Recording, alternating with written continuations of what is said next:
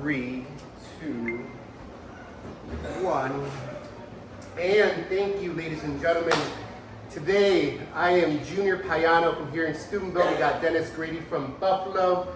And we have Dustin Quick from what part of Canada? Windsor, Ontario. Awesome, awesome. We are this weekend attending an awesome content creator conference here in Steubenville, Ohio, led by Kyle Whittington. It's really brought tons of diverse Catholic podcasters with different mission statements. It's so beautiful to all be in the same room. And we met each other, and we're here to do this today. So I wanted to talk to you first, Dustin Quick. Mr. Quick, tell us about you and what's the name of your show and what's your mission statement? So my show is called Holy Smokes, Cigars, Catholicism, and Conversation.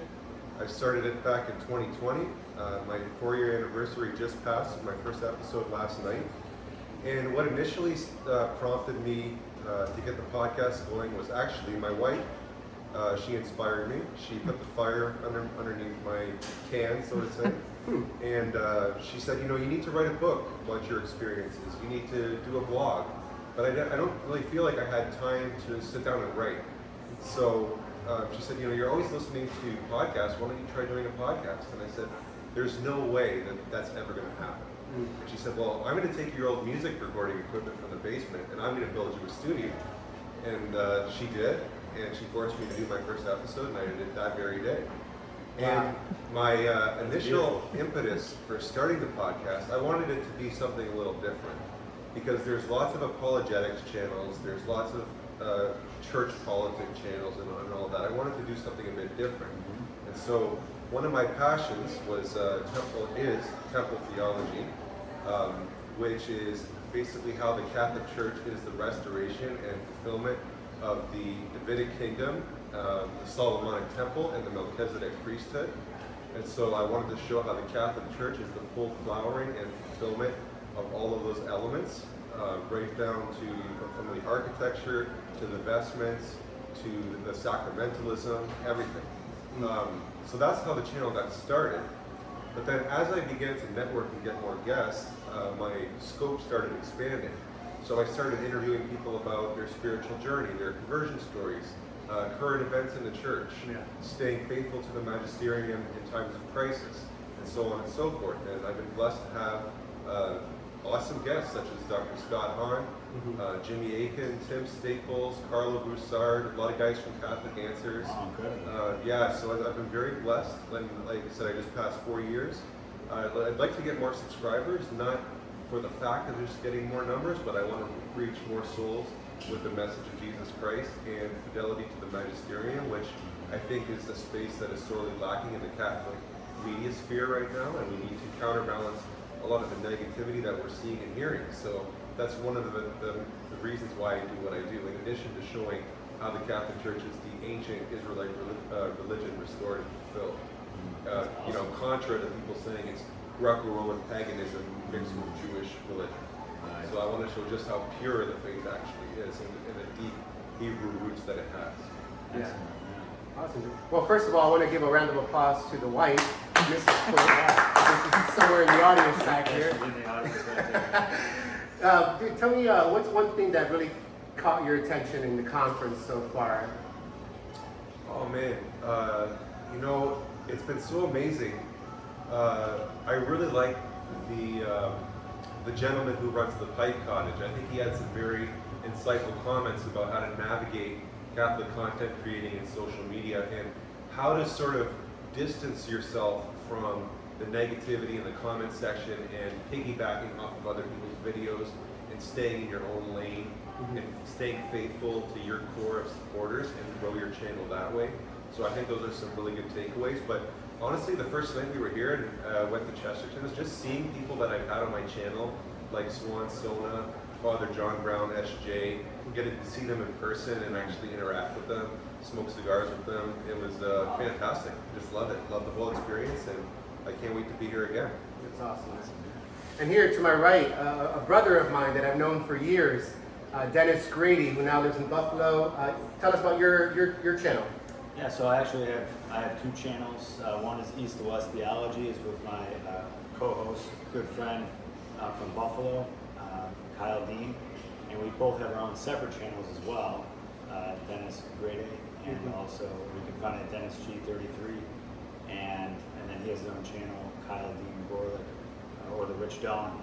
But together we have East2West Theology. Now, when you say East-West Theology, that could mean different things. Like, do you guys wear boxing gloves and like spar it out, or is this more of a friendly dialogue about both sides? So we take the approach of John 17, which is the unity that Christ prayed for amongst all Christians, and so we want to show the unity amongst the East and the West in the Catholic Church. It's beautiful. And hopefully bring in Sedevacantist and Orthodox as well back into the fold. What inspired you to even do this?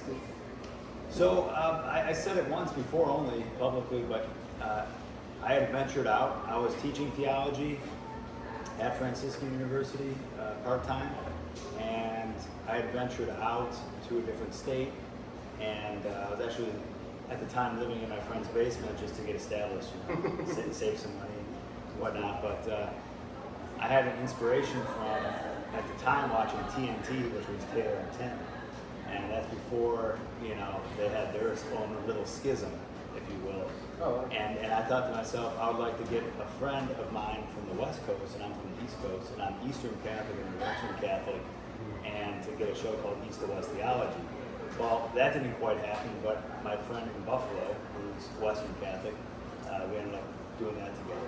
And he had his own ideas as well. So we just kind of came together and made that podcast, that channel.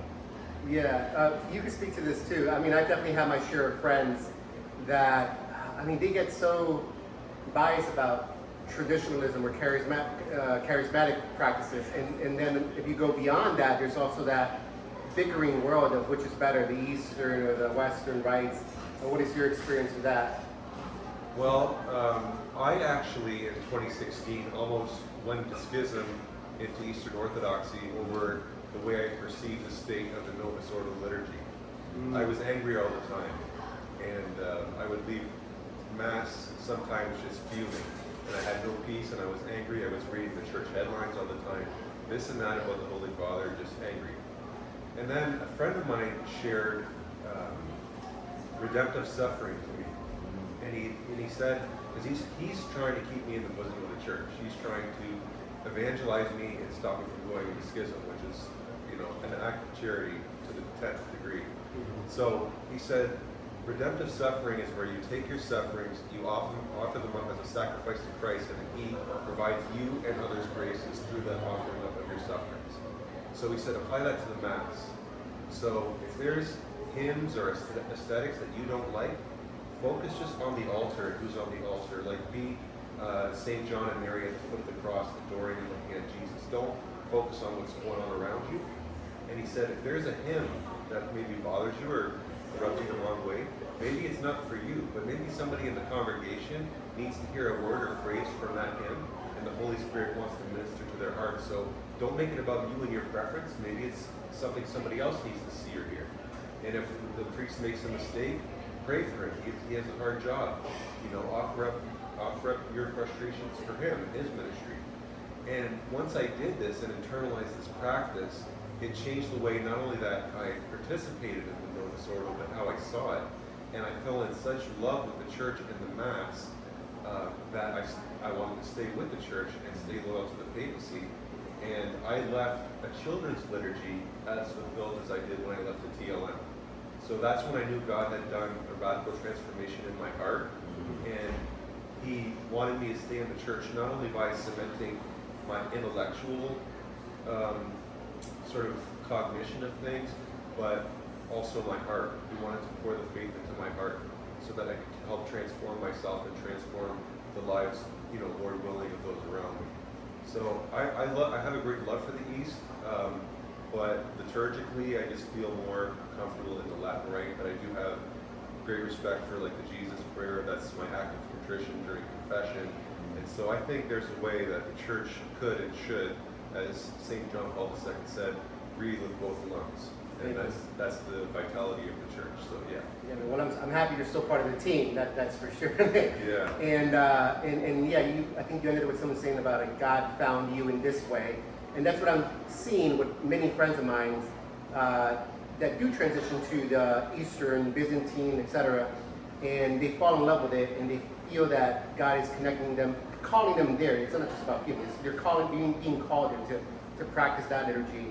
And I'm very happy you exist, because I'm sure it probably has prevented many quibbles that shouldn't even be happening, but debates that get too intense, too heated, too uncharitable. Right. And I'm happy that you exist to be able to help with that. Well, I mean, the cool thing as well about our channel, again, I was educated in the West. I mean, I grew up in the East, and I have experience also attending the Western Resort at times growing up, and also I have experience in TLM, traditional Latin Mass. So I can kind of get both perspectives there myself, which is why I have my own separate channel, just to give like that Eastern perspective in union with Rome. But again, my friend Kyle Dean, he lives in the traditional Latin Mass, though he's faithful to Pope Francis. He doesn't have a schismatic tendency, and he's able to provide those insights as well.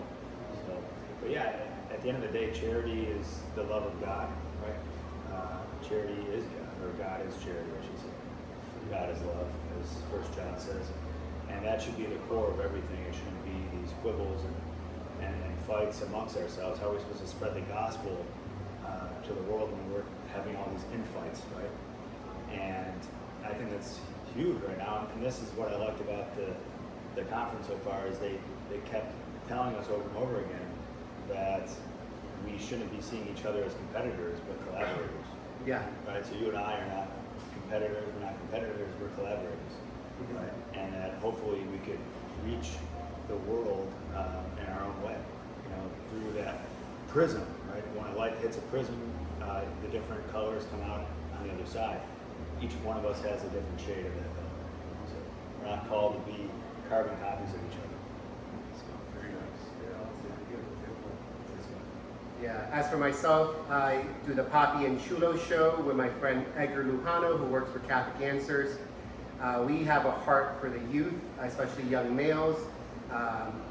We, as men ourselves, have struggled, gone through hardships, and we are very thankful of mentors who were there for us, to just be there, to hear us out, walk us by the hand, to help us deal with our issues. And so when we were creating the mission statement, we came up with to affirm men and to regain the trust lost from women. To affirm men and regain the trust lost from women. And that's what we want to do. It's like a mainstream self-development channel where we will talk any and all issues and then give our perspectives, usually rooted in our Catholic beliefs, and wanting to be very much down to earth. I don't consider myself too book smart. I read some books. I can talk the common language, and that's where I like to stay and meet people at.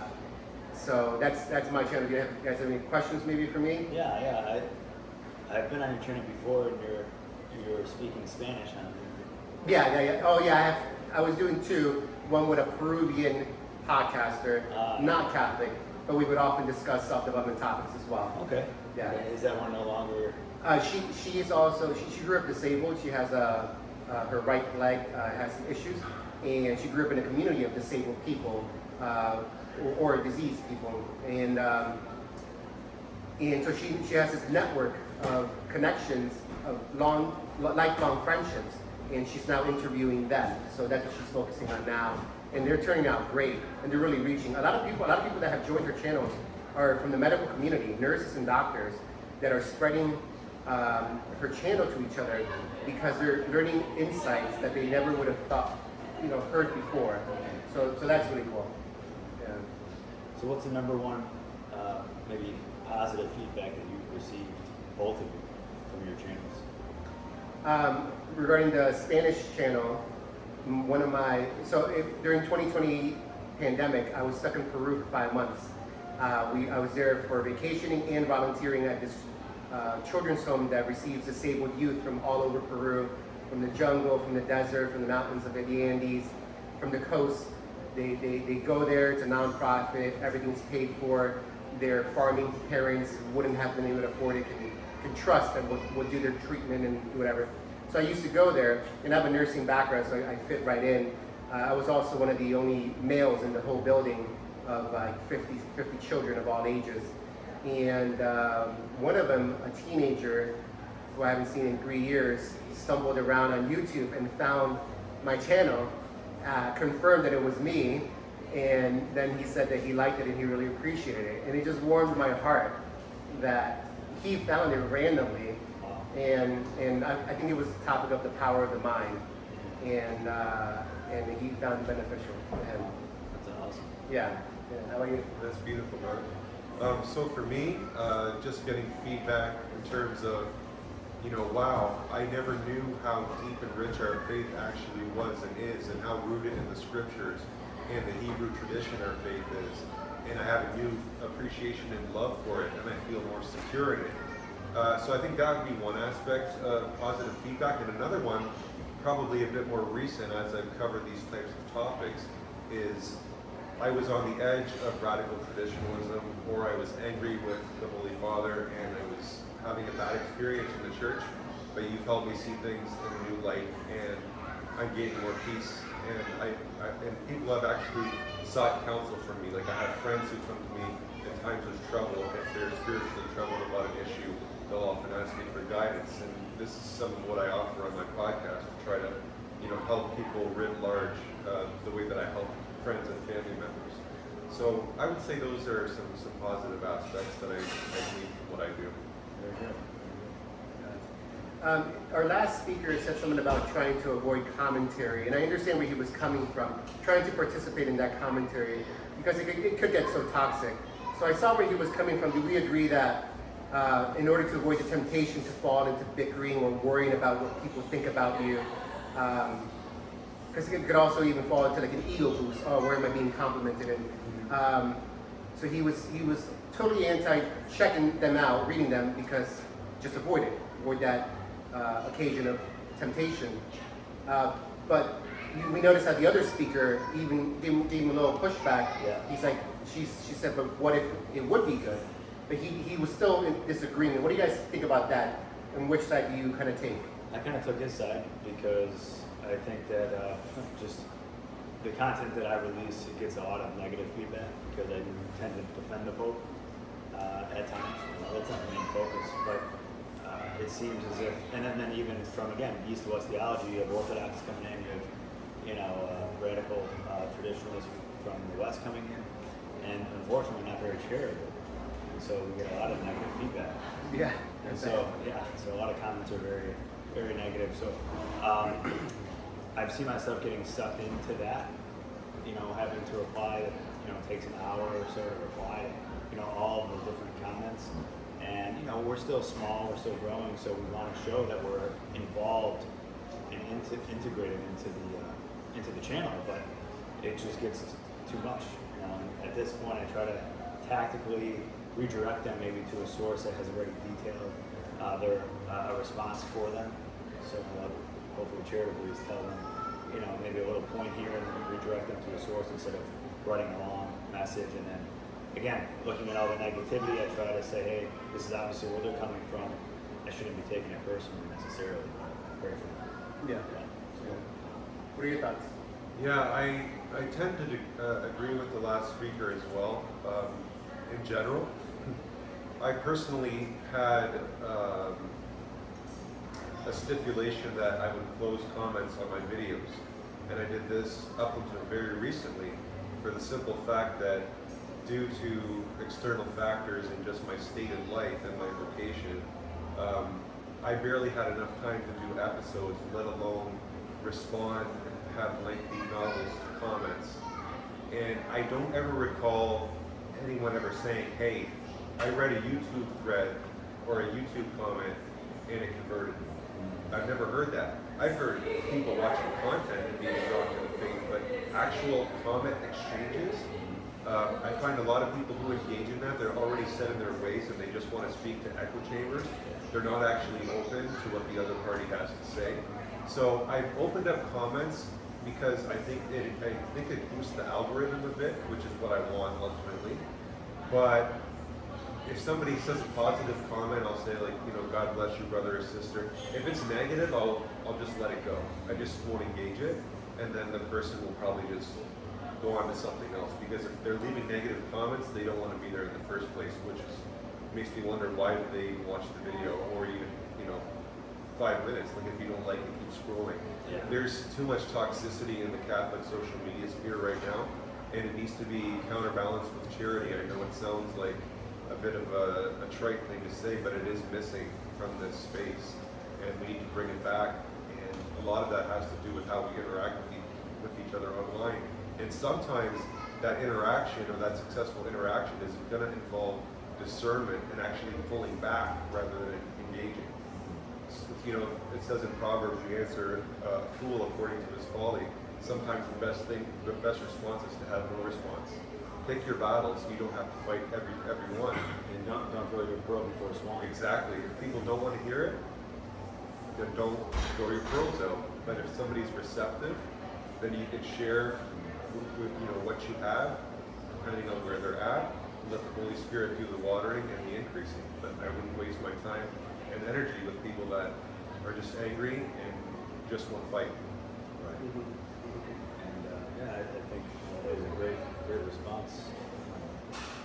Ultimately, we don't want to spread that fire either. The more we give air to the fire, it's going to grow. So I think what you said was best. Just don't really engage at all, and then they'll die off because they sometimes just want to fight. They just want to hear it.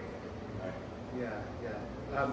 I think two principles came to my mind that I would use in approaching this topic.